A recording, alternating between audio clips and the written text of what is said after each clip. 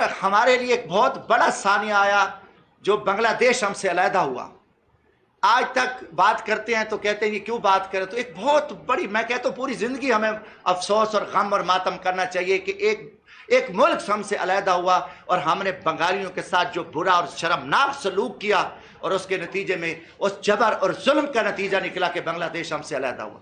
ہم نے نہ الیکشن مانے, نہ ان کو اہمیت دی. ہم نے ان کو ایک گھٹیا قسم کے, اللہ معاف کرے کہ ہم نے ان کو انسانیت کا درجہ دیا, جیسے غلام بنا کے رکھا بنگالیوں کو, اور اس سے ہم نے سبق نہیں سیکھا. پھر اگر ہم اس حالات میں آ جائیں جو اس وقت ڈنڈا چل رہا ہے, میں ان مہربانوں کو کہتا ہوں کہ جب ہم بات کرتے ہیں آپ کہتے ہو کہ جی ایمان سے کہتا ہوں کہ فوج ہماری ہے اور فوج کے لیے تن من دھن جان حاضر ہے. ہم ان شہداء کو سلام پیش کرتے ہیں جنہوں نے اس پاک وطن کے لیے قربانیاں دی. ہم ان فورسز کے جوانوں کو سلام پیش کرتے ہیں جو وطن عزیز کے لیے سرحدوں پہ کھڑے ہیں, ڈیوٹیاں دے رہے ہیں, پاکستان کا تحفظ کر رہے ہیں. یہ کوئی اور دوسری بات نہیں. میں پاکستانی ہوں, جمشید دستی کا جینا مرنا پاکستان ہے. نہ میں نے دبئی بھاگنا ہے, نہ میں نے لندن بھاگنا ہے, نہ میں امریکہ بھاگنا ہے, کینیڈا بھاگنا ہے, نہ میرا تو مظفر گڑھ میں بھی گھر نہیں ہے, میں کرائے کے مکان پہ رہتا ہوں. میں نے تو یہاں بھی میرا ملتان میں بھی گھر نہیں ہے, جو کہ ہم ہمسائے ہیں.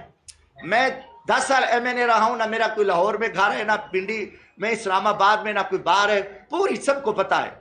مجھے اپنی اس وہ نہیں کرنی چاہیے, اور الحمدللہ ہم نے ہمیشہ ہر فورم میں اپنے آپ کو پیش کیا ہے.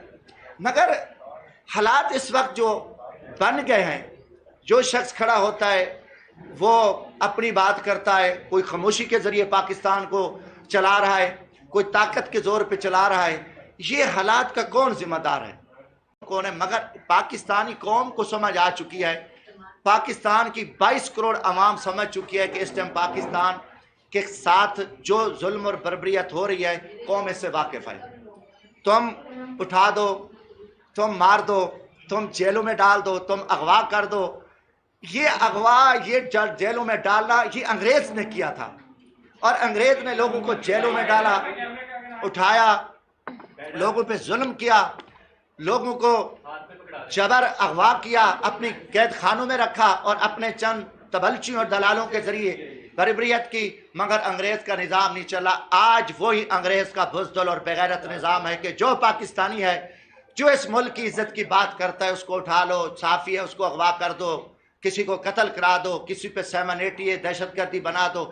یہ خوفناک صورتحال ہے. میں ان طاقتوں کو کہنا چاہتا ہوں کہ سمجھ جاؤ, میں پاکستانی ہوں, ہم بزدل نہیں ہیں, ہم اس ملک کے لیے جان دیں گے.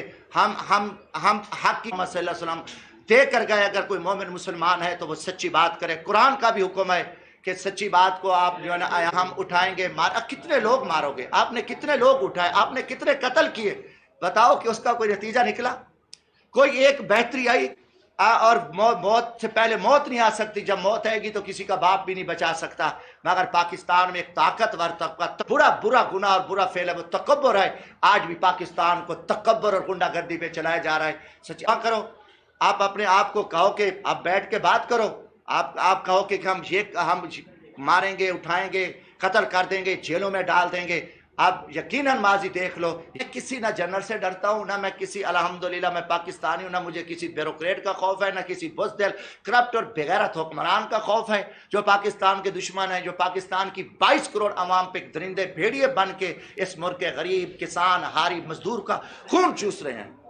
تو جہاں اگلی بات ہے, جو کچھ عمران خان کے ساتھ ہو رہا ہے, جو تحریک انصاف کے ساتھ ہو رہا ہے, جو آپ الیکشن کرا کے آپ جو کچھ آپ حرکتیں کر رہے ہو, یہ یزید اور نمرود اور شداد کے دور حکومت میں ہوا, ان کے زمانے میں ہوا, جو آج اس وقت جو ہے نا یہ یزیدی دور کی تازہ کر دی ہے ان موجودہ حکومت نے. اور پہلی دفعہ نگران حکومت اتنی درندی اور بھیڑیا بن کے, مثلا حیرت ہے کہ نگران کا کام ہے, تو انہیں الیکشن کرانے ہیں, آپ نے فری اینڈ فیئر الیکشن کرانے ہیں, نہ آپ کے چوکیداری کرنی ہے, نہ آپ کے کسی کو ٹارگٹ کرنے. الیکشن سے بھاگ گئے تھے, 90 دن کے اندر انہوں نے الیکشن کرانا تھا. حکومت انہوں نے 2 اسمبلیاں پنجاب اور خیبر پختونخوا کو توڑ دیا. آئین کہتا ہے 90 روز کے اندر الیکشن کراؤ, نہ اس میں مردم شماری رکاوٹ ہے اور اس میں نہ کوئی اور چیز رکاوٹ ہے. 91 دن جل جانے والی بات ہے. ہم نے یہ سبق سیکھ لیا تھا, اور یہ جب 1970 میں یہ یحییٰ خان نے الیکشن نہیں کرائے, وہ تحریک چلی, تحریک کا جو انجام ہوا اس کے بعد ان کو الیکشن کرانے پڑے. جب مجیب الرحمان جیت گیا اور بھٹو صاحب ہار گئے. 3 مہینے تک یحییٰ خان نے اسمبلی کا اجلاس نہیں بلایا, اور جب مجیب الرحمان نے آواز اٹھائی تو اس کو قید کر لیا گیا, اس کو پکڑ لیا, اس پہ تشدد کیا, اور وہ تحریک چلی, اور اسی الیکشن کا نہ کرانا اور پھر الیکشن میں فراڈ کرنا, ان کو حکومت نہ دینا, ایک ملک ہم سے علیحدہ ہو گیا. پھر انہوں نے 73 کے آئین میں یہ پابند کیا کہ 90 دن سے آگے 91 جل جانا ہے. آگ ہے, خوفناک ملک کے لیے ایک آگ ہے. آپ 90 دن کے الیکشن کے بجائے کہاں چلے گئے؟ سپریم کورٹ کا فیصلہ آیا, آپ نے جو کچھ سپریم کورٹ کو, آپ مسلم لیگ نون اور مریم نواز, پتہ نہیں یہ کہاں سے آئی ہیں.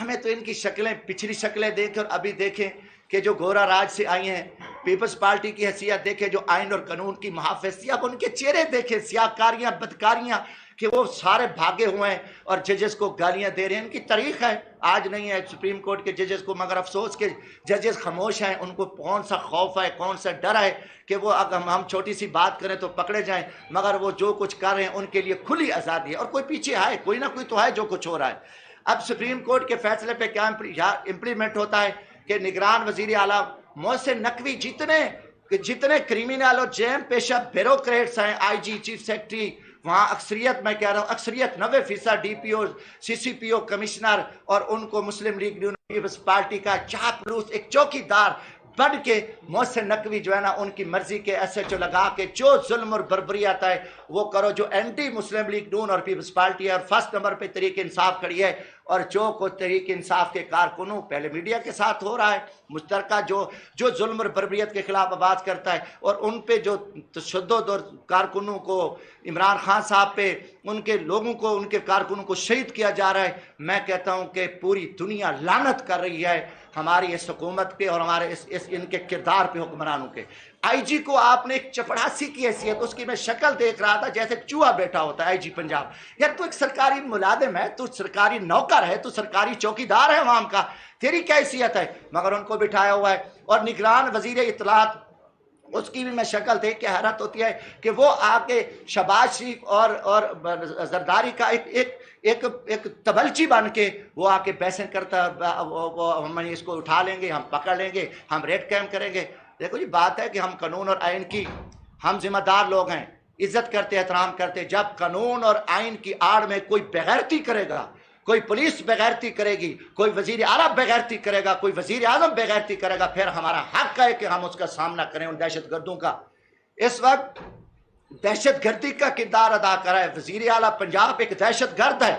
محسن نقوی دہشت گردوں کا سرغنہ بن کے, مسلم لیگ نون اور پی پی کا ٹوٹ بن کے, اور باقیوں کو کچل رہا ہے, ہمارے لوگوں کو اٹھا رہے ہیں. ہمارے اوپر, میری پارٹی ہے, میں پارٹی کا چیئرمین ہوں, میں الحمدللہ میں 4 الیکشن قومی اسمبلی کے جیتا ہوں, میں نے 4 لاکھ ووٹ لیے ہیں. اور آج جا کے دیکھو کہ ہمارے لوگوں کو اٹھاتے ہیں, ان کے ایسے جو لگ رہے ہیں نگران حکومت کے, مسلم لیگ نون اور پی پی کے, جو کہ پیپلز پارٹی اور مسلم لیگ نون رسوا ہو چکی ہے, ذلیل ہو چکی ہے. ان کی مرضی کے جو 17ویں اسکیل کے افیسرز ہیں ان کو آروز لگایا گیا ہے, جو ڈپٹی کمشنر ہے ان کے انڈر کام کرنے والے, اور ایک پاکستان کا سیاہ الیکشن, وہ بھی ایک سپریم کورٹ کے حکم پر, اور الیکشن کمیشن سکندر سلطان راجہ انتہائی ایک گھٹیا اور بزدل, ایک نلائق, ایک کرپٹ ترین شخص ہوا ہے. 22 کروڑ عوام اس پہ لعنت کر رہی ہے.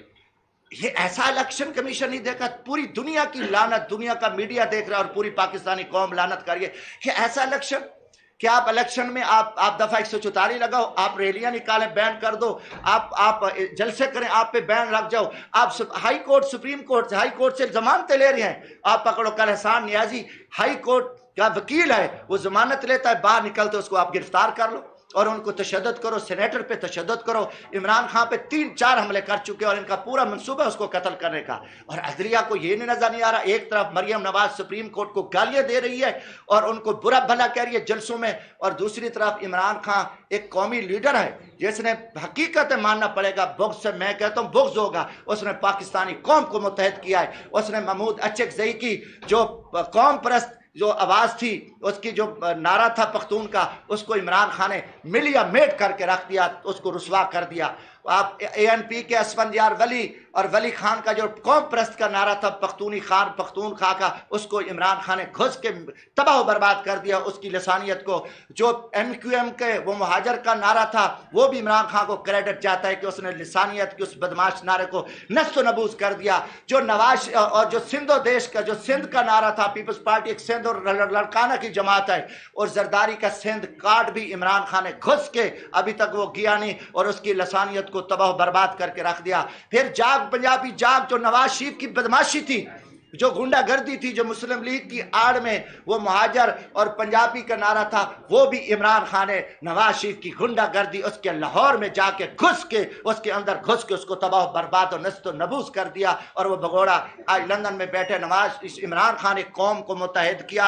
ایمان سے کہہ رہا ہوں، اس وقت نہ میں عمران خان کا وکیل ہوں، مگر میں اپنے ایمان اور ضمیر کی بات کر رہا ہوں کہ عمران خان نے چارے صوبوں گلگت بلتستان اور کشمیر تمام جماعتوں کو، وہ چاہے وہ پختون ہے، چاہے بلوچ ہے، چاہے وہ سندھی ہے، آپ بلوچستان میں دیکھ لیں۔ پھر مذہبیت کو بھی اس نے، مذہبیت کو بھی میں کہتا ہوں کہ جو مذہبی کارڈ کھیل رہے تھے، چاہے مولانا فضل الرحمان صاحب بیٹھے ہیں، باقی جو مذہبی جماعتیں تھیں، وہ بھی عمران خان نے ان کے بھی جو مذہبی کارڈ تھے ان کو بھی اس نے ملیا میٹ کر کے رکھ دیا۔